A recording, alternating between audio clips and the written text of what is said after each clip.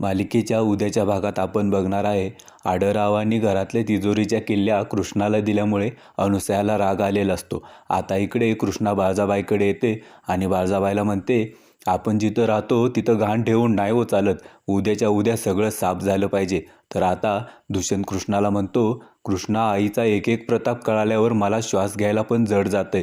प्रत्येक श्वासासोबत मला असं वाटतंय की कोणीतरी भीक घातली मला, म्हणून मी जगतोय. तर इकडे अनुसया समरला म्हणत असते, होय, म्या भीक घातली त्या दुष्यंतला.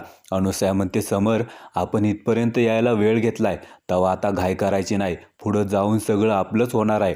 तर आता कृष्णा मैनावती आणि दलपतरावला म्हणते, वारसा हक्कानं इथल्या प्रत्येक विटेवर, प्रत्येक कौलावर दुष्यंत सरकारांचा पण अधिकार आहे, जसा बाकीच्यांचा आहे. तर आता जयकांत म्हणतो, कृष्णा जेव्हापासनं सरपंच झाली तेव्हापासनं लईच शहाणी बनायली. आता अनुसयाला बायला बाजूला ठेवून हिचंच राज्य चालणार वाटतं.